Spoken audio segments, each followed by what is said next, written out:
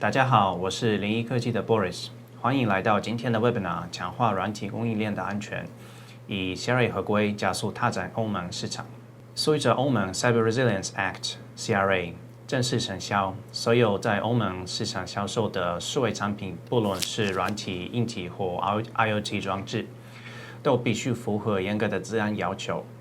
这不仅是法规门槛，更是企业能否取得 CA 标章合法进入欧盟市场的关键。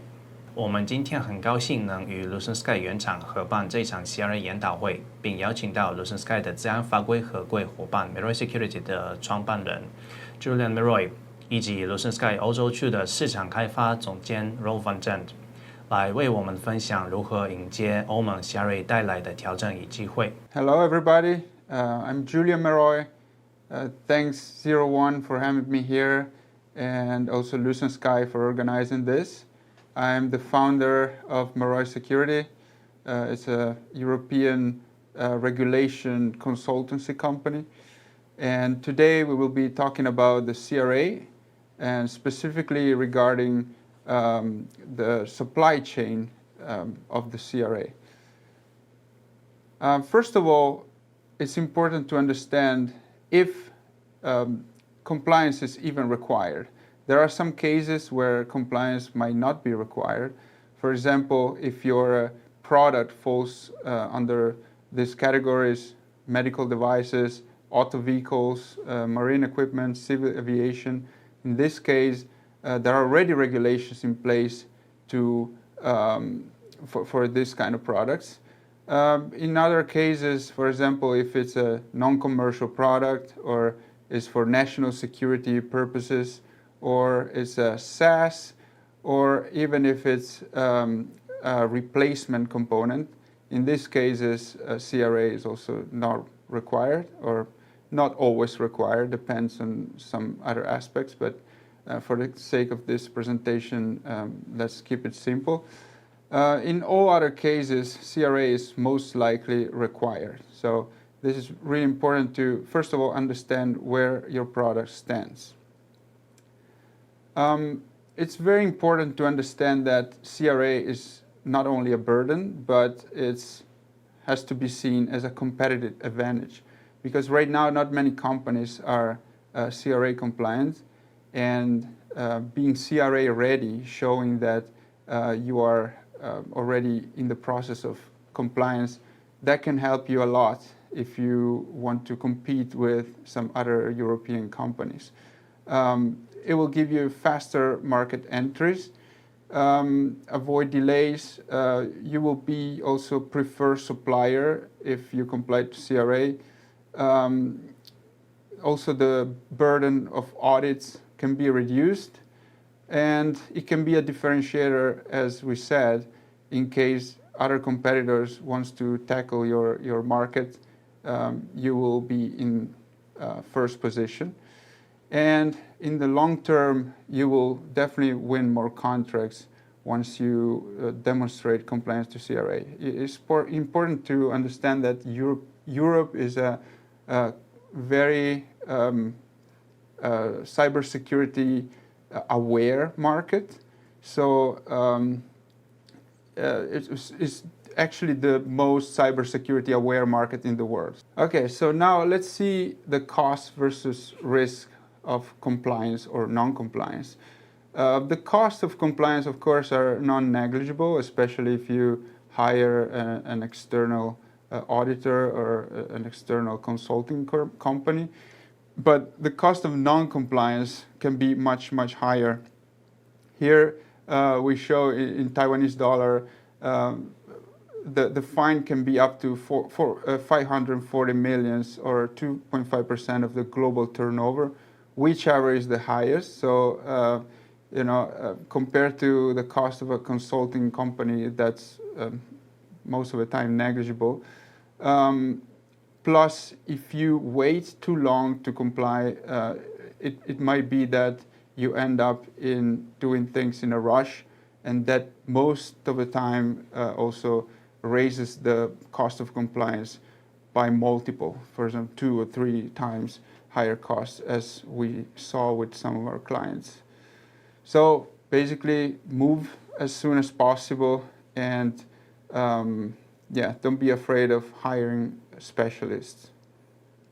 Okay, here we see the timeline for the CRA. As you can see, the CRA is already a law, but it's not effective yet. The first part that will be coming into effect is the vulnerability reporting, which is going to be on September 11, 2026. For this part, you need to report your vulnerabilities, especially if they're exploitable vulnerabilities, to ENISA through a portal or also through some partners in the European market that can do that for you. And then in December 11, 2027, there's going to be full compliance. All the obligation will be required. Harmonized standards are standards that, according to the European regulation, can be used to for your CRA compliance, and they give you presumption of compliance.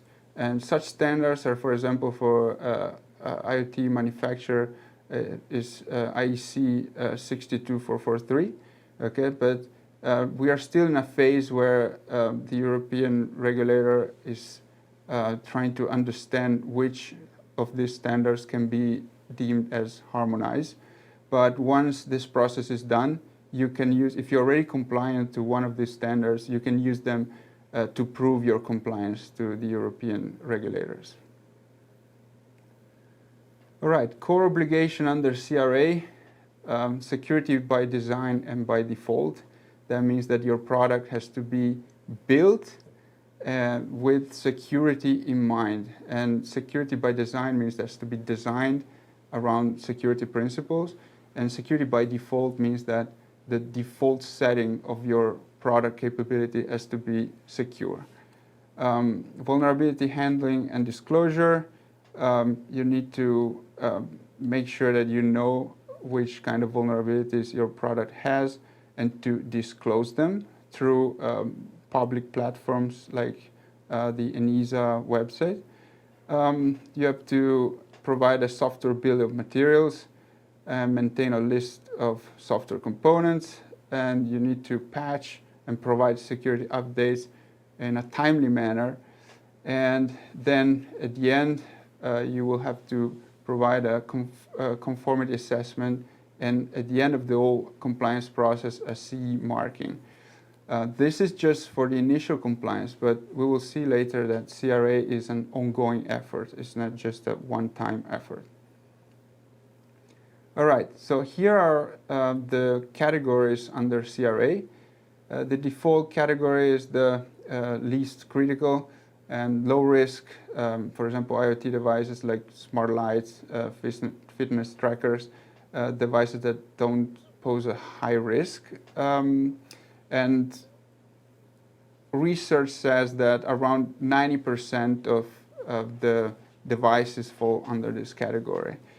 For this category, you can undergo a self-assessment, which means that you assess by yourself if your product is compliant or not. But still, all the documentation has to be provided in case is going to be asked by an EU regulator. Important class 1, higher risk devices like routers, VPN devices. You can follow harmonized standards that we've seen, like for example, in this case 305, 645. You can do self-assessment by using one of these harmonized standards, or you will have to go through a notified body to verify your product.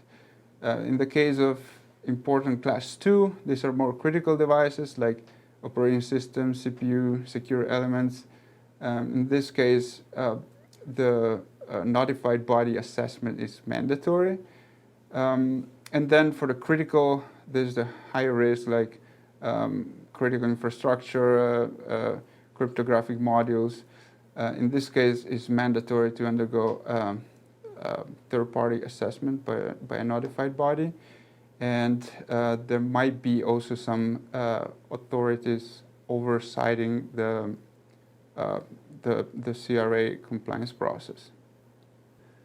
Okay, here we see some roles and responsibilities. I kept it simple for you to understand it in a clear way. We have supplier, manufacturer, and importer. Manufacturer is the one that bears the burden of compliance, is the one liable, fully liable for CRA compliance. Okay, the supplier is the entity that supplies components to the manufacturers, and it still has to comply to some aspect of CRA, because the manufacturer will ask the supplier about SBOM, for example. They need to maintain versioning, and they need to cooperate in case there is an incident in their products. The manufacturer is the one that produce and design the product, and it puts it on the EU market under their trademark. Okay, so they are the one liable. They have to do risk assessment. They need contracting with the suppliers. They need to provide security updates, and it's the one that has to the one that needs to put the CE marking on their products. And then there is the importer, which is who is bringing the product into the EU market, and basically they need to verify that the product has CE marking and avoid selling non-compliance products. And of course the end client is the one that has to maintain the updates and report issues also. All right, who is in scope for the supply chain and CRA? So the CRA applies to the entire EU product chain, and upstream suppliers are still indirectly affected, as we've seen. So suppliers has to, they're not directly under CRA, but they will be asked for part of the CRA compliance, for example, SBOM, documentation, vulnerability disclosures. And you only become a manufacturer if you rebrand or substantially modify your products and you put it in the EU market under your own name. So if you don't plan on doing that, you're not fully under CRA, but still, if one of your clients is selling a product into the EU, they will most probably ask you for this information. Some obligations for suppliers, as we said, SBOM, security updates, end of support as well. Cooperate on vulnerability. So if the manufacturer finds some vulnerability in the supplier products, they will let them know, and then you have to fix them promptly. Otherwise, the manufacturer could be out of compliance, and it could most probably go with another supplier. Contracting is very important, so you need to set very precise clauses into the contracts, cyber requirements, update responsibility, and cooperation in case of incidents. And keep versioning and test evidence ready for audits. You will be asked by the manufacturer. And expect commercial consequences and not regulatory fine. Regulatory fines are going to be expected by the manufacturer, but as a supplier, you will most probably have commercial consequences in terms of contract that will be closed by the manufacturers. Some ideas again on the penalties of the CRA. Non-compliance will be might lead to fines up to 50 million euros or 2.5% of the global turnover, whichever is the higher. Manufacturer again bear the primary responsibility for compliance, and enforcement action include corrective orders, recalls, or even bans. So it's not only the fine, but also a ban or a recall is very expensive for you.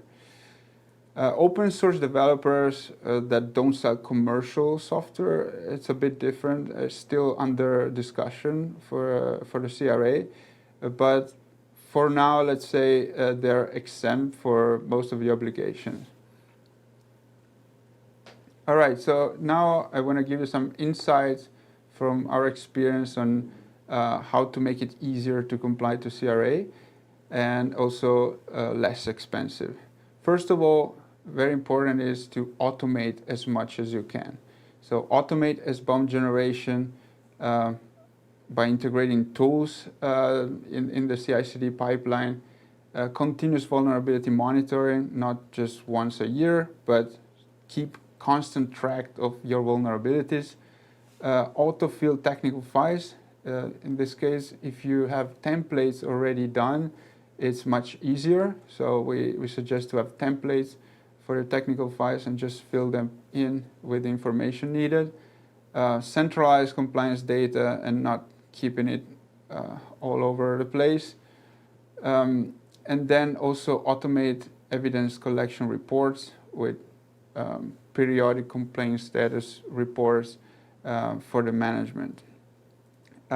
Here I say automated because it's, I know it's not so easy to do it and it cannot be completely automated, but the concept is aim for as much automation as possible. It will save you a lot of money.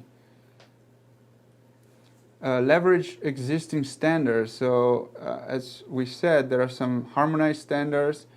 Some of them are already in the process of being selected. Some others are still a bit further away, but there are some that can be used to prove compliance to CRA.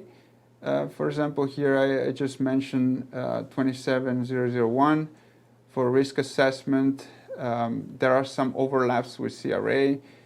For example, for risk management, secure process and incident handling, but CRA is specifically for products and it's not a company-wide regulation, so there are some differences. For industrial cybersecurity, 62443 is the most well-known. Most of you are already compliant to this one. There is a strong overlap with this one. So I encourage you to look into this one as a harmonized standard. It's very important. The EU regulators, they have a website where you can check real time which are being harmonized, which standards are being harmonized and which not. This one is, I think, very close to it, to being harmonized. Most of you also know about RAD. There's also quite close to CRA for a technical aspect mostly. So yeah, use as much as you can of what you already have, and that will help you a lot in keeping the cost and the time for compliance as low as possible. Secure supply chain, again, this is very important under CRA, is something that defines the CRA, is keep track of who supply your software. Include CRA clauses in supplier contract, require SBOM, delivery vulnerability disclosure and patch timelines. Tier supply by risk. This is also quite important. So start with the most critical suppliers and then go down. You know, the compliance is not a one-time effort, but has to be tiered per risk. Conduct spot checks. Maybe your supplier says they are all good, nothing's wrong with their code, but you run a check and something comes out. So this is also your responsibility to let them know. And collaborative remediation, working with the suppliers to fix in case you find vulnerabilities. build a lightweight CRA program. So we notice with our clients that CRA compliance is a huge effort. So we tend to start with one product, start small, and start with the automation right away, and create the documentation, create the templates, train the key people, and then scale on other products. This way, the initial effort is higher, but then when you move to other products, if you have other products, it will be much easier. And this is more for sales team, but security is not a bug, but it's a feature. That's the way you should see security, especially compliance with CRA. So you need to try to market your CRA compliance as an advantage and as something you can sell. And that will set you apart from your competitors. As we said before, you need to publicize your CRA readiness, train the sales team to convey this message to your clients. Continuous monitoring and post-market tools. You need to deploy tools to continuously monitoring for vulnerabilities. This is under CRA, you have a 24 hours reporting requirement, so it's very important to have tools for your customers to report the vulnerabilities as soon as they find them. Some common mistakes to avoid. First of all, waiting for the last minutes is not advisable because the cost will be much higher as closer you get to the deadline. Treating CRA as a one-time project. Okay, you have your CE marking, you're compliant, but CRA, as we said, is a long-time effort. You still have to report vulnerabilities. You still have to keep your SBOM updated and ready in case it's been asked. Neglecting supplier management. If you don't take care of asking for SBOMs or patching timelines or vulnerability patches from your suppliers, this under CRA can result in non-compliance. If you are a manufacturer, you need to remember that you are legally responsible for CRA. So you're legally responsible for asking to your suppliers all this documentation. Ignoring post-market obligations, as we said, 24 hours is the limit for reporting exploited vulnerabilities. So you need to always keep track of what's going on in your product. And overcomplicating compliance is some companies build a massive infrastructure around compliance, but it is most of the time not needed. You just need to focus on what is important, and a consulting company can help you with that. CRA beyond Europe. CRA is let's say is the most advanced security regulation of this kind, and because Europe is always ahead of the world in terms of compliance and security regulation especially, but it's not the only one, because usually it's the first one that produces regulation and other countries will follow, as we're seeing now in the US, but also in Japan, Singapore, UK. They are developing regulation that follow the CRA path. So it's a strategic advantage to comply to CRA, because it will help you also to gain access to other markets that are not Europe, because you already have a system in place for security. Here we just wanted to provide a quick look into a 90-day CRA roadmap. It's not something that is for any particular client, but it's just to give you an overview of how it works. So in the first part, we scope and create a product inventory with all your products with digital elements that are sold in the EU. We document hardware, map the supply chain and dependencies. In the second phase, we do a gap analysis and prioritization. So compare the current processes with CRA Annex 1, which is essential requirements, review existing documentation, and see if there are overlaps with other regulations, and then identify higher risk products and areas. And this next phase, we will start with the automation. So we will start with CI/CD pipeline, automating SBOM generation, vulnerability scans, and also documentation. And then we will, in the next phase, go with a pilot product. We select one product and we produce a complete CRA technical file, and then SBOM collection. And then in the last phase, we scale to other products, and we provide training to the technical teams, but also to the sales team.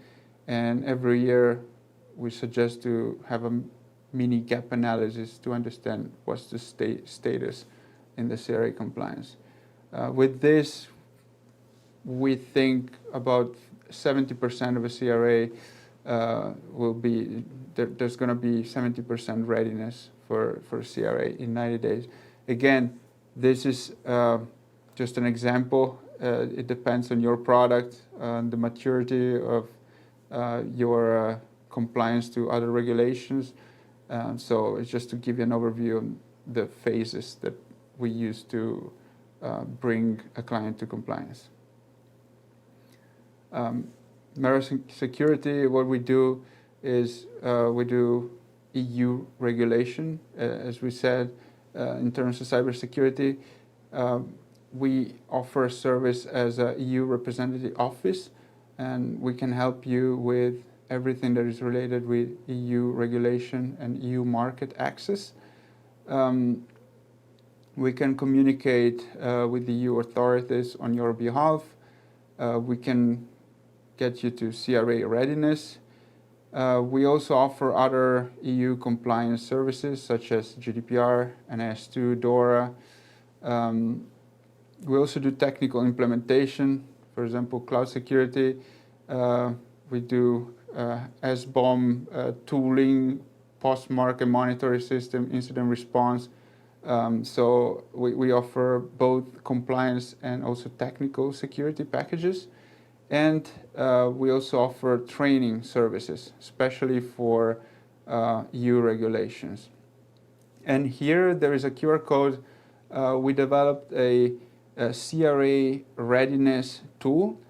And for the viewer of this webinar, it's going to be free. So please take a screenshot or a picture of this QR code and assess your product for CRA readiness. Is free only for the viewer. So yeah, better act quickly. All right, this is my last slide. Thank you all for watching, and thanks 01 for having me here, and Lucent Sky for organizing this. And yeah, thank you all. 谢谢助联。接下来我们请 Lucent Sky 欧洲区的市场开发总监 Rolf van Gent 来介绍 Lucent Sky AVM 如何能协助企业加速 CRA 合规的流程。Good morning. My name is Rolf van Gent. I'm a business development director at Lucent Sky. And I'd like to tell you how you can use Lucent Sky AVM to quickly become EU CRA compliant. Now, the first thing to know about Lucent Sky AVM is that not only does it scan your source code and your binaries to find vulnerabilities, no, it immediately goes a step further and do remediation of the code. So automatically adapt the code so that the vulnerability is gone. That is what we are talking about.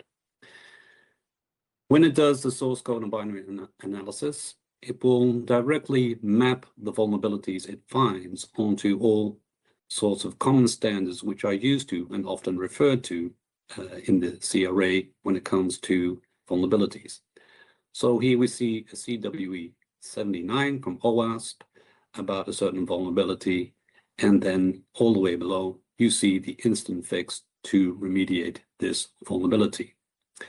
And remediating those vulnerabilities easily and quickly with Lucent Sky AVM is very important to become CRA compliant, because one of the most important factors of the CRA is that you have to release your code or your software without any known vulnerabilities. A second thing about Lucent Sky AVM is that it doesn't strive to be a separate monolithic platform, but it can be used anywhere in your software development lifecycle. So you can pinpoint exactly where and how you would like to use it, and where it is most comfortable for your developers to get the actionable results of the analysis that Lucent Sky AVM will do. And by doing so, you are adhering to the security by design principle, also one of the essential requirements of the CRA. Here you see actually how it is integrated in Visual Studio, and to the right you see some code where the Lucent Sky has found an SQL injection. So a specific vulnerability, and to the right you can see how Lucent Sky can actually directly change the code for you, thus remove the vulnerability. Now, besides shipping your software without any known vulnerabilities, a very important part of the CRA is the so-called software bill of materials. You have to provide overview of how your software is built up of own components, but also third-party components. What you also see here down below is that Lucent Sky AVM can generate a dependency update guide, basically telling your developers that of certain third-party components, new versions with less vulnerabilities are available, and it is then recommended to start using those newer versions of those components. So herewith, actually, you are really strengthening your software supply chain, and once again, you are adhering by doing so to the EU CRA.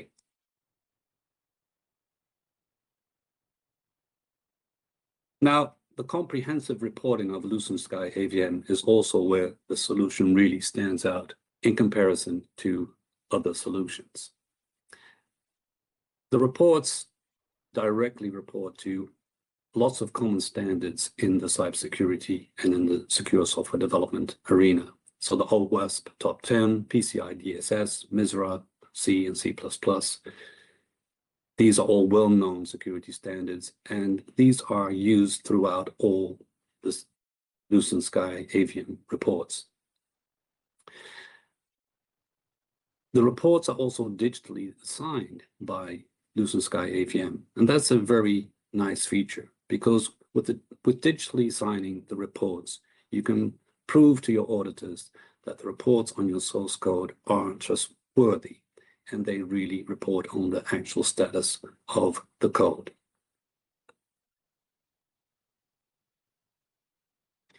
Here I'd like to discuss a use case that we've had with a company based in the Netherlands, a semiconductor company. So an EU-based company, and right now already confronted and are acting on the CRA, which is forthcoming. For some time already, they were using a regular SaaS tool, but they were experiencing high false positives, and they didn't know how to remediate the vulnerabilities this regular SaaS tool was finding. And there was also a lack of compliance readiness, meaning once again, the regular SaaS tool they were using would report on certain vulnerabilities, but it wasn't referring to any standards on the type of the vulnerability and how to address that. It's important to know that this company is now using Lucent Sky AVM for CRA, but also to comply to the common criteria. When using the product, they found that Lucent Sky had a very accurate analysis, so it identified all the security issues in the code and there were no false positives. There was a compliance mapping, so showing of all vulnerabilities, which CWE it was, and there were real actionable results. So the developers were helped and guided to remediate the vulnerabilities.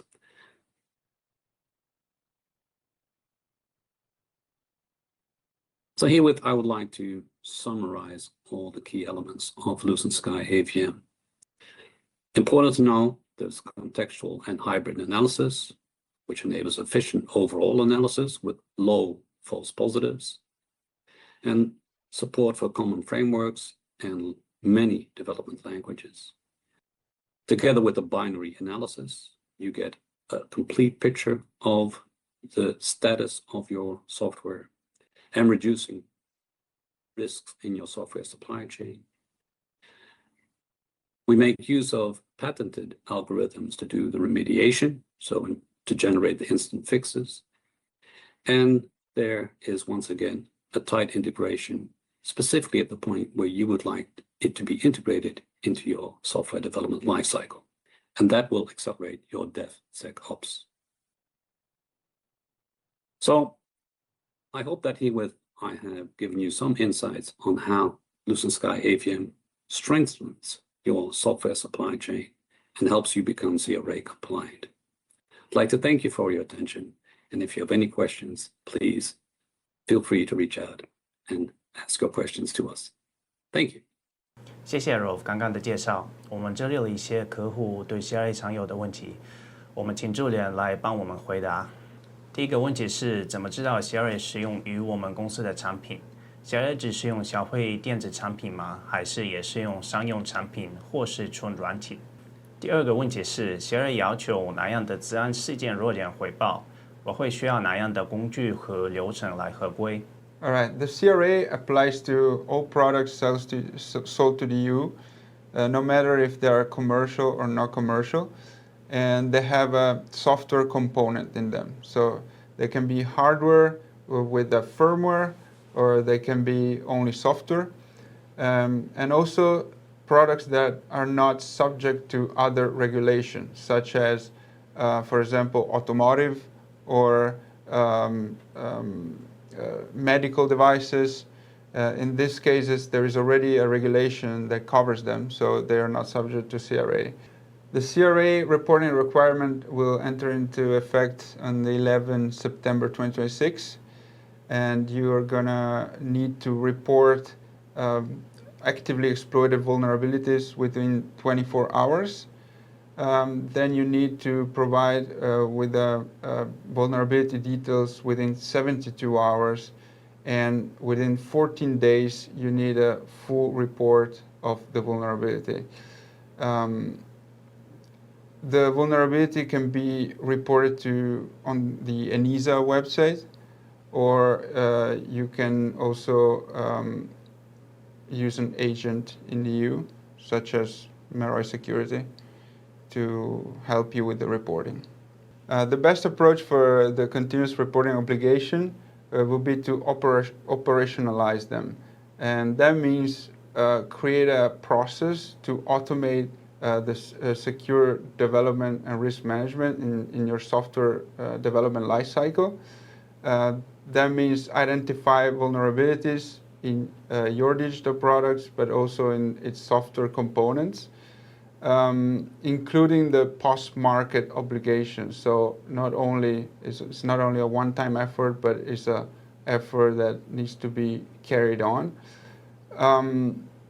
It's very important to monitor the changes in your software components and monitor new vulnerabilities, and especially to maintain an SBOM of your software and also your supply chain software. And about the processes, there are a lot of standards that are in the process to be harmonized, such as IEC 62443, for example, and also ISO standards. There is a list of these standards on the ENISA website. You can check it out. There is the list of the standards that will be harmonized in the next few months. and there is also a part where you can see the gaps that those standards have compared to the CRA. So you can easily understand if how much effort will it take to be compliant to CRA if you're already compliant to one of those standards. 听完以上的分享，如果想更了解 CRA， 我们有什么方案呢？我们确实有个可以让客户可以更深入了解 CRA 的部分。那我们这个方案呢，包含了1个小时的 CRA 教育训练，让你更了解 CRA 的法案的内容。那第2个的话，我们的 CRA 的合规顾问呢，可以进行一个访谈的服务，帮您盘点一个合规的项目。那第3个的话，当然是 LumenSky 可以针对于你想要扫描的专案，那做一次单次的服务，那提供一个扫描报告以及 SBOM 的资讯。那再来的话，我们的顾问呢，他会针对于这2份报告进行一个解说，来说明说 CRA 的合规的状况以及扫描出来的结果内容。那如果想要了解更多的话，欢迎与我们联系。那感谢今天的收看。